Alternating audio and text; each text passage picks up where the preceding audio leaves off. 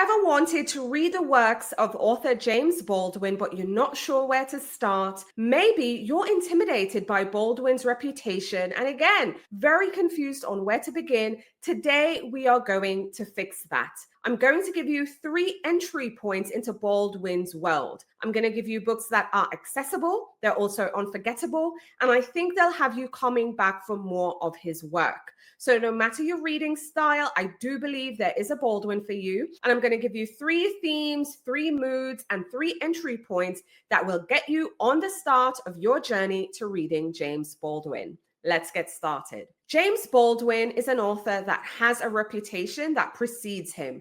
And if you want to feel his electric urgency, his call to action from page 1, if you want a Baldwin that doesn't hold back, if you are ready for all the truth that he has to share, then The Fire Next Time is really where you should begin. Now, this book really comes in under 110 pages. It's divided into 2 parts. One is a letter to his teenage nephew, and another is a letter to the nation, meaning the United States. Now, this is really personal memoir meets history, meets prophetic warning about race relations in America. In The Fire Next Time, you will see that Baldwin is telling a story that is both personal memoir, history, and also a prophetic warning almost of what race relationships will be like in America. You'll be following him from Harlem, in the church, from the pulpits, going all the way down to the deep South.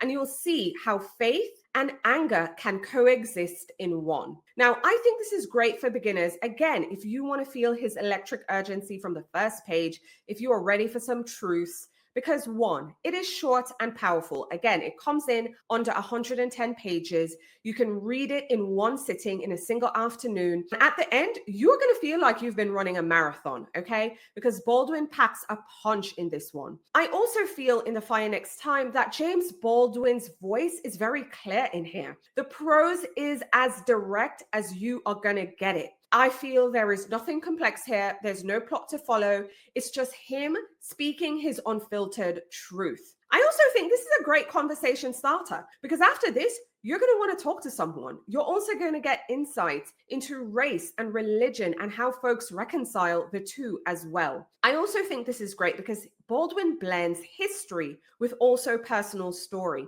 And I think sometimes when it comes to learning things about history, it's more easy to digest when you have personal story. And it really lays bare just the contradictions that exist in America. It's also a moral challenge because here's the thing, he is going to have you questioning. It's going to make you look inward and just start questioning everything. Because when I read this, mind blown. And again, I was just all over the place. I found myself questioning my own beliefs and what I thought to be true. So again, this is a conversation starter, but it's also very thought-provoking as well. So again, if you love essays that will just crack you open, that just get straight to the point, that is giving you unfiltered truth, and you just want to get straight to the meat of the matter, then The Fire Next Time is your starting point. Now, for those readers who are more like soul searchers, who are looking for fiction that kind of reads like a confessional, like a memoir, then look no further than Go Tell It on the Mountain by James Baldwin. In this one, we are introduced to a character you won't soon forget. We meet John Grimes, a teenager who is wrestling with faith, family secrets, and just his own sense of self. And we see him coming of age in 1930s Harlem. Now, Baldwin, very interestingly, but not so much so if you know his background, uses a church revival as the novel's whole frame and setup. But the real fireworks actually come from John's memories. Now, we see his parents' turbulent past, his stepfather's harsh judgments, and just his own longing to feel like he belongs as a part of his community. Now, this one is semi-autobiographical. I should have said that from the jump. So for people who love those novels that kind of straddle truth, it's fiction, this is the one for you. It's semi-autobiographical. You're going to get Baldwin's voice in novel form because it reads very personal and very reflective and just really deeply human. I also think this is a great one for beginners because it's short, the chapters, not the novel itself. The novel is average, but the chapters are short, which make it easy for you to read, to pause and digest because you're going to need some of that time in between chapters. Now, what you can expect in this one is shifting timelines. You're going to see a lot of back and forth, but also how past trauma can shape the present. You're also going to get a very rich portrayal of the Black church.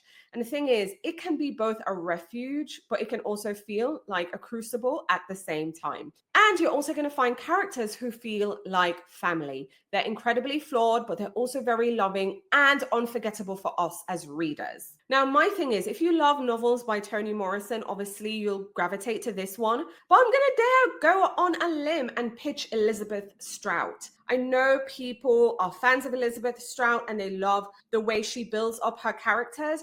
You're going to get a similar vibe in this one as well, because you're going to see that stories where a setting is also a character, you're going to get that in this one. And where the interior lives of the characters really explode off the pages, you're going to get that in this one too. So again, in that case, I think Go Tell It on the Mountain by James Baldwin is just for you. Now, another great starting point, especially for readers who really are the type to wear their hearts on their sleeve and they want that in their literature as well, I'm going to give you an entry point that I believe is James Baldwin at his most intimate. And the novel I'm going to recommend to you is a personal favorite. Giovanni's Room is just absolutely brilliant, and it's set in 1950s Paris. Now, Giovanni's Room follows David, an American who's torn between societal expectations and a passionate affair he's having with Giovanni, an Italian bartender. Now, I have to say, this is a very tight, tragic story about desire and shame and just the cost of denying who you are. And again, this really is a heart on your sleeve kind of book. It's so intimate. I just absolutely adored it.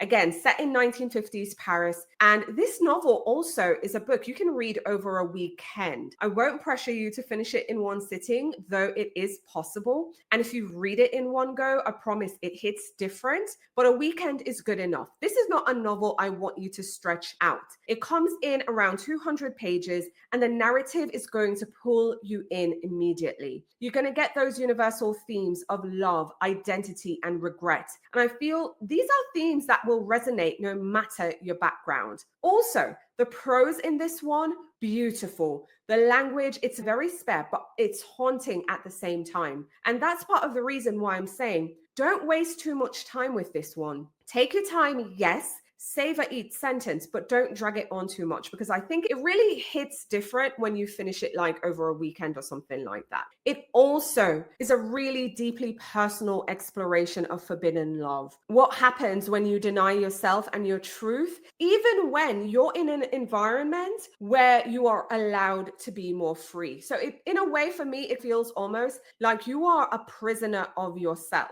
And I have to tell you, the bittersweet ending is something that will stay with you long after you've closed the book. And again, just really brilliant, really sharp, it really gets you. And it's just a novel that explores the complexities of love and self and what it truly means to be yourself and also belong and find home. So there you have it, 3 different entry points into James Baldwin's world. Let me know in the comments which book speaks to you. If you've read any of James Baldwin's books, let me know in the comments as well. I'd love to hear from you. If you have recommended starting points, hello, share your thoughts. Don't be afraid. I'd love for us to continue the conversation, start reading Baldwin. And for newbies, I want you to just feel comfortable to just come into the world and get going. And for all veterans who've been reading Baldwin for some time now, share your thoughts and recommendations. Let me know your favorite Baldwin in the comments and let me know why as well. Now, in the next video, I will be getting into an author deep dive for James Baldwin.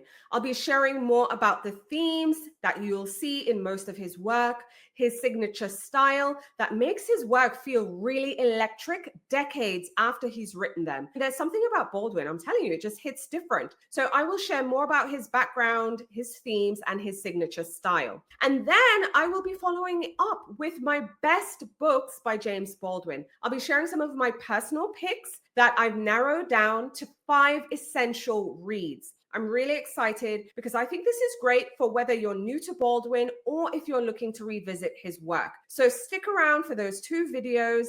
It will really enhance this Baldwin reading guide. Now, if you haven't already, now's a great time to like the video, share the video, but also subscribe and hit the notification bell so you're the first to know what's new when I go live and when new videos are uploaded, including the Baldwin videos, other author deep dives, readers' guides, and more. Thanks for watching. Talk to you soon.